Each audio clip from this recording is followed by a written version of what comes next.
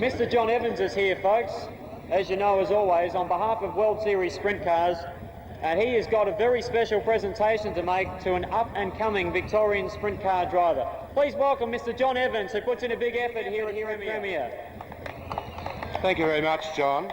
I'd just like to take this opportunity on behalf of World Series Sprint Cars to present an award tonight, which was announced at the annual banquet last Sunday in Brisbane.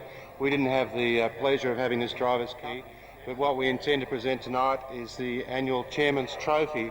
For want of a better description, it's an encouragement award, and it is given to not maybe the most highest profile in World Series, but in this instance it's in recognition of the efforts of a 21-year-old Victorian from Cobden, just down the road here, who with the help of a 20-year-old and a 16-year-old went on the road in their rookie season and competed in 8 of the 16 events and performed with distinction.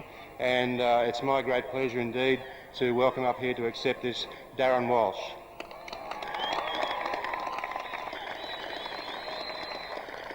Congratulations, Darren. I'm sure this is really deserving, and it was a very popular award when it was announced, and I wish you all the best in your future. You've a credit to your family and your father and your brother, who all race, and we only hope you go on to bigger and better things in the future. Thanks very much, John. This is excellent. I've never had nothing as profile as this in my life. I think I can thank my crew. As you said, he's only 20 years old, and that's Matthew Reid, and he gave me a lot of his car parts because mine was wrecked. And young Stephen Fitzpatrick, only 16 years old. No, this is excellent. I can't ask for anything better, really, except for I'd love to have raced this weekend, but my car's still damaged from Wagga. That's all I can think of, actually. Thanks. Oh, good on you, Darren. Come on, ladies and gentlemen, boys and girls, please let's hear it for Darren Walsh once again and John Evans. Thank you very much, John. Okay, thank you very much, John, and I'd like to wish everybody a safe and fast 35-lap journey tonight. Jesse, the pace car, is getting ready now to pull off the circuit.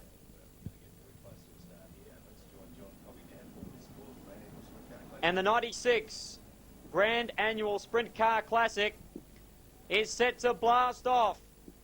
The green flag's at the ready. Here we go, Gary Rush on the inside. I think he's got it. Danny Smith comes back at him, but it's Gary Rush who has hit the front. Gary Brazier, the Australian champ, has quickly moved into third. Behind them it's Skip Jackson in car 7. Brazier to the inside of Smith as Gary Rush has 1 or 2 problems coming out of the second corner. Brazier instantly to the inside of Danny Smith now. He'll go for the pass coming out of 2. I think he'll make it. Yes, Gary Brazier now is into second and is staring a 6 to 8 car length deficit right in the rear push bar.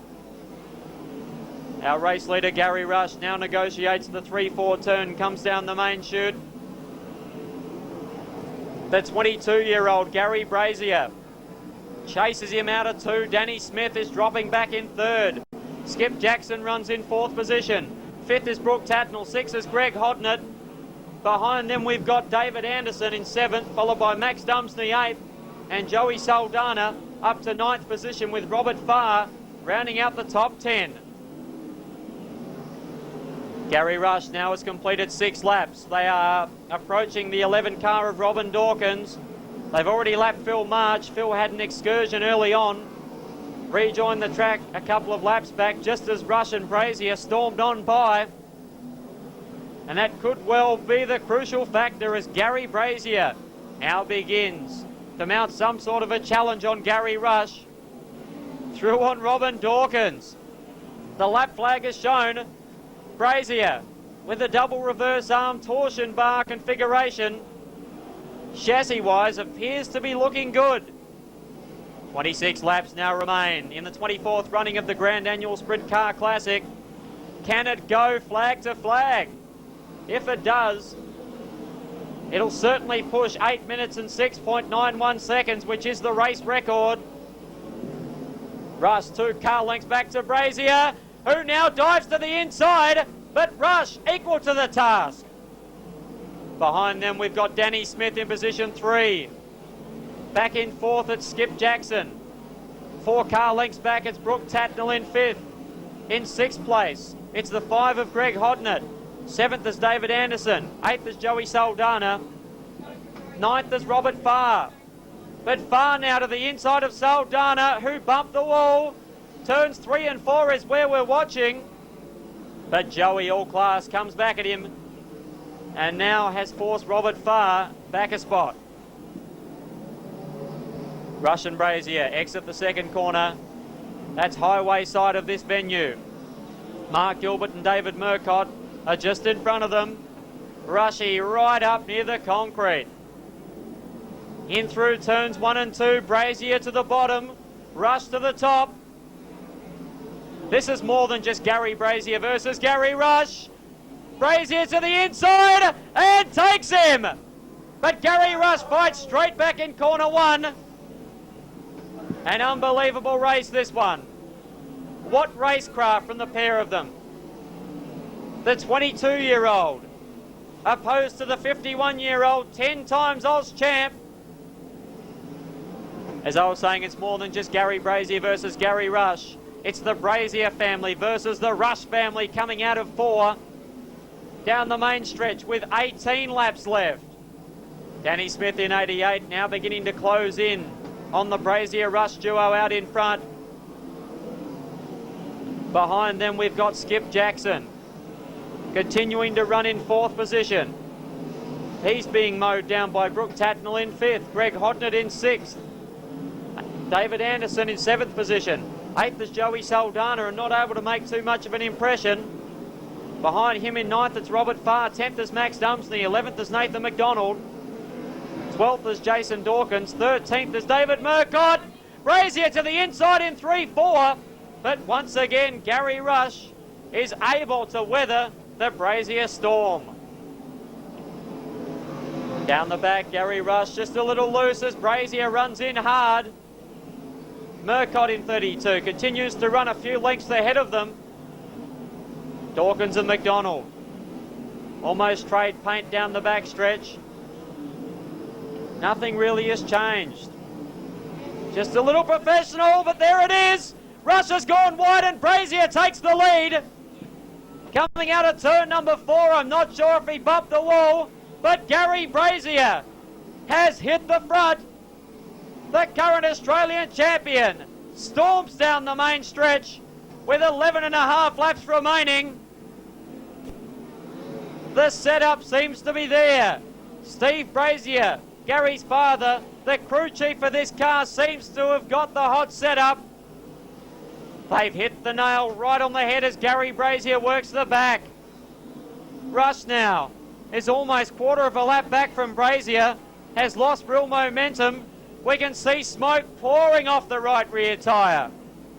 Perhaps it's a right rear tyre that's going away for Gary Rush, but Brazier continues to thread his way through lap traffic. Now to the inside of Nathan McDonald. The Gary Brazier Schnee race car looking magnificent and every bit the 96 Grand Annual Classic victor if he can keep it together. Here's Gary Rush in car 2 for Castrol. Behind him it's Danny Smith in 3rd. Greg Hodnett now has moved up to 4th. I didn't pick that. 5th is Skip Jackson. In 6th position it's Brooke Tatnell. In 7th spot it's David Anderson. 8th is still Saldana. 9th is Robert Farr. Rounding up the 10 we've got Max Dumsney, and Max has just been put a lap down. Such is the frenetic pace of this event. In fact, no, he hasn't. I stand corrected as Gary Brazier attempts to put the 2-time Classic winner a lap down, but Max fights back. Well, it's looking as though it's certainly going to go flag to flag. Trouble here for Nathan McDonald. A flat right rear, I think it is. Nathan McDonald in turn number 2 may bring down the first caution in this event. 4 laps are on the Coca-Cola counter. Brazier works down the back. McDonald not able to safely drive to the infield, and out come the cautions. An unbelievable event. If anything, we can now just catch our breath a fraction. You cannot blame Nathan McDonald for that. Put yourself in his shoes. What does he do? Does he try and dive to the infield? Remember, he can't look around. He's got neck restraints on that helmet. He's got no rear vision mirror. Does he go for the big desperate dive to the infield? Or does he hold his line and stay up top and hopefully enable all other competitors to get through safely? It's a catch-22 situation. Thankfully, the 22-year-old fitter and turner from Bundaberg in Queensland decided discretion the better part of valour. He won't take any further part in it, but what about Gary Brazier? For O'Brien Aluminium and Castrol, he appears to have the measure of the Master Blaster in Gary Rush. I mentioned during the call that maybe the right rear tyre was starting to go away for Rush. Danny Smith there in third. Perhaps we'll fancy his chances for a top two here as we look back to Greg Hodnett, who's moved to fourth. Skip. We'll just keep a close eye on that one. The Skip Jackson Brooke Tatnall dispute for starting spot 5. Behind them it's David Anderson. From car 6, Joey Saldana. There's Robert Farr next in the order. Probably from Max Dumsney. Oh, unfortunately, the 17 of Jason Dawkins has pulled out. And we are now almost set for the resumption. Can Gary Brazier do it? Be a terrific springboard for the National Championship. First week in February for Gary Brazier. Remember, he has won the Classic on one occasion previously. An event that his dad Steve was unable to win, was second, third and fourth on many occasions. Caution lights are still on, indicating that there won't be a start this time through. We can see that the 17 car of Jason Dawkins has suffered a flat right rear tyre. That's what has sidelined the Tasmanian driver as we look at the order. Brazier from Rush, from Danny Smith, from Greg Hodnett, from Brooke Tatnall, with 5 laps. That's right, only 5 laps on the Coca-Cola counter. It's time to go racing. The 96 Victor about to be determined. Through 1 and 2, Brazier looking $1 million. For O'Brien Aluminium and Castrol, Gary Rush trying to mount some sort of challenge, but now gives our leader 2 or 3 car lengths. Behind them, Hodnett begins to attack Danny Smith. Skip Jackson and Brooke Tatnall fight it out. From Anderson, Farr, Saldana, Dumsney. There's your top 10. Down the back chute with 2.5 left. It's Brazier now running mid-track. Hang on, the right rear's blown. Brazier's out. Gary Brazier's out of the event. The right rear's gone away. Tragedy for the Granville, New South Wales driver. Gary Rush, smoke steaming off the right rear canvas. Works out a 2. It'll be yellow for Brazier, who has stopped down the back. Cautions come on. Max Dumsney's right rear tyre's gone. Unreal. This dry slick track is taking its toll. We had 1 Hoosier. I'd reckon that's probably Max Dumsney. 1 McCreary. That's probably Skip Jackson. The rest of them were with Goodyear rubber. Oh, what can you say? Coming in. And Gary Rush's right rear has gone as well. They are dropping out like flies. First Brazier, secondly Rush. And Joey Saldana has suffered the same fate. Well, we often refer to tracks as tyre tearers. This is certainly a tyre terror.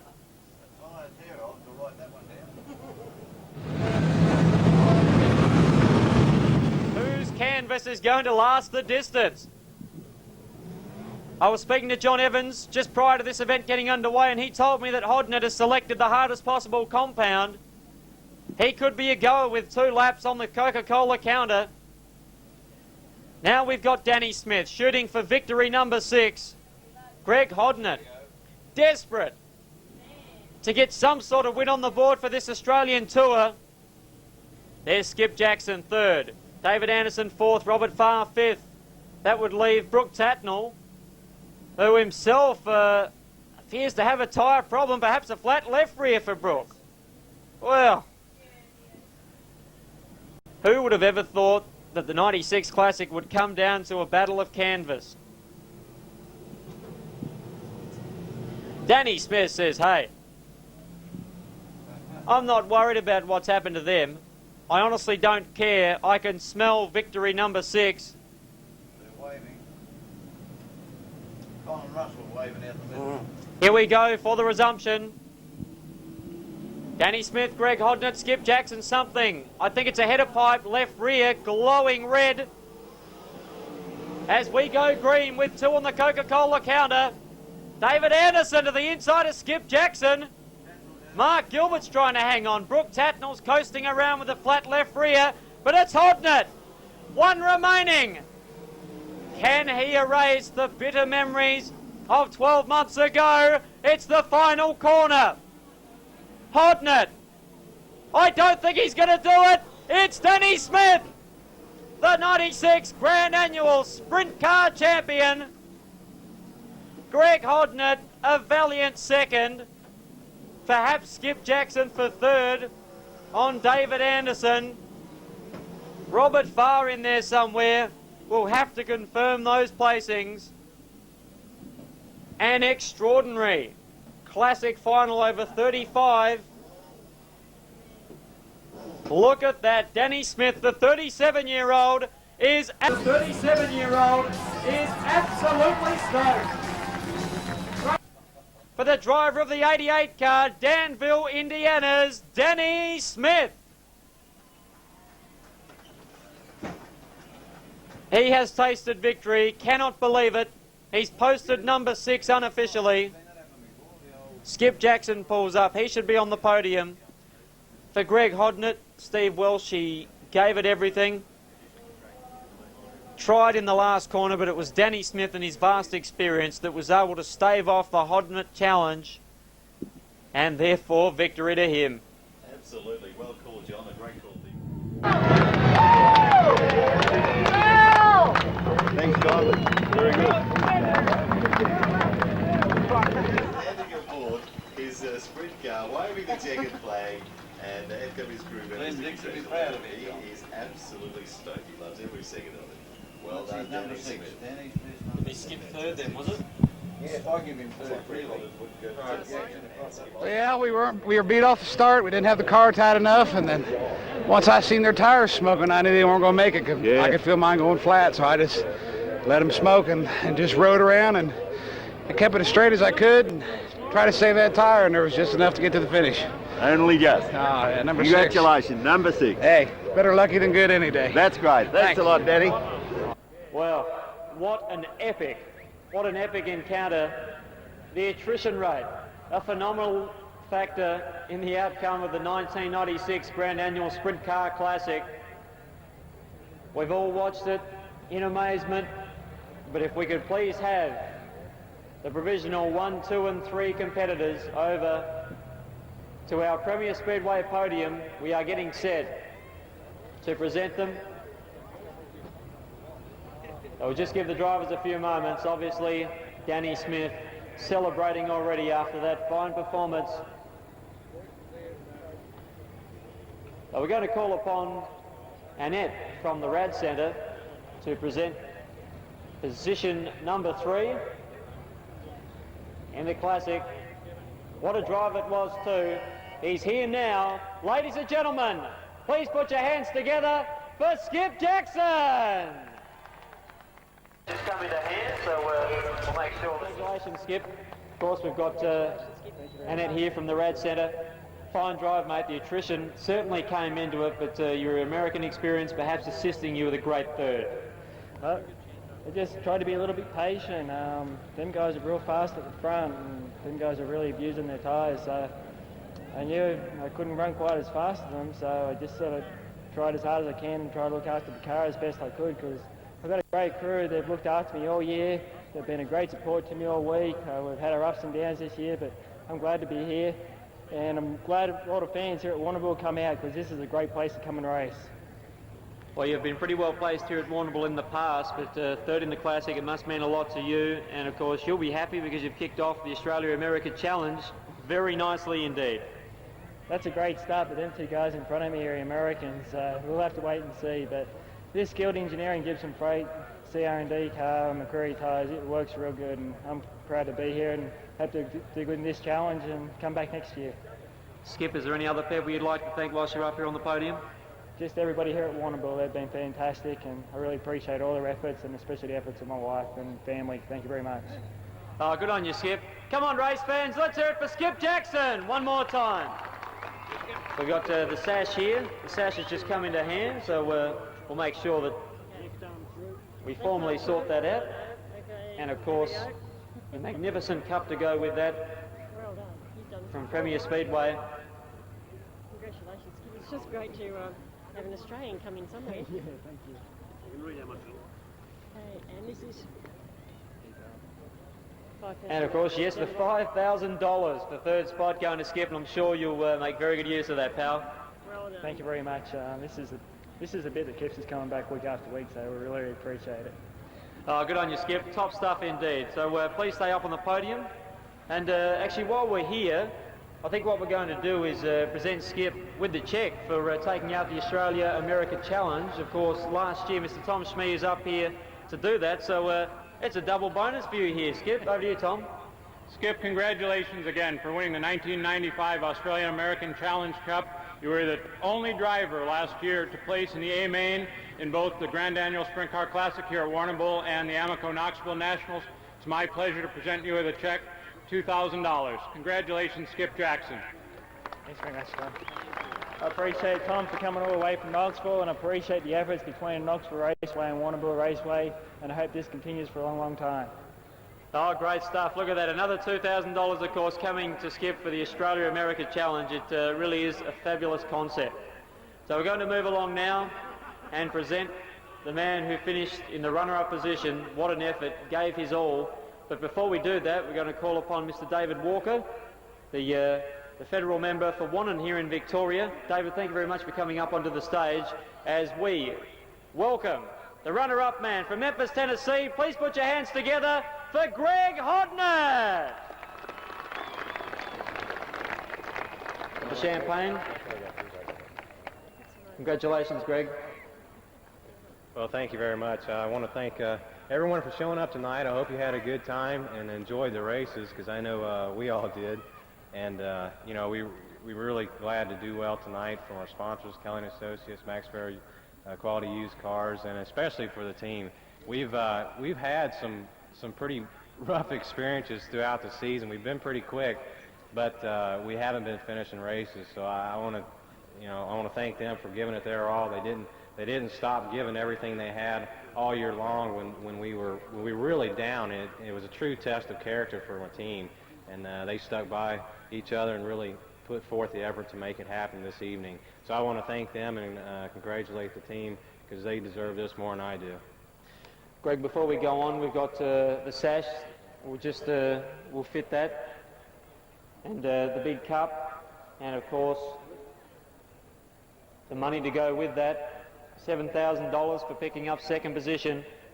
I know it's been a tough Australian tour for you. How important was it for you to finish off on a strong note here at Warrnambool for the Classic? Well, it's real important, like I said, for our team and for everyone involved, sponsors, everybody. And but basically, you know, it's a good feeling to be able to finish up towards the front. And we wanted to be competitive this year, and we have been. Within a few unfortunate circumstances, kept us out of the winner's circle all year. But who knows? We might be back some other time, and hopefully, I'll see you again sometime. Well done, Greg. Consummate professional, ladies and gentlemen. Again, please, if you will, for Greg Hodnett.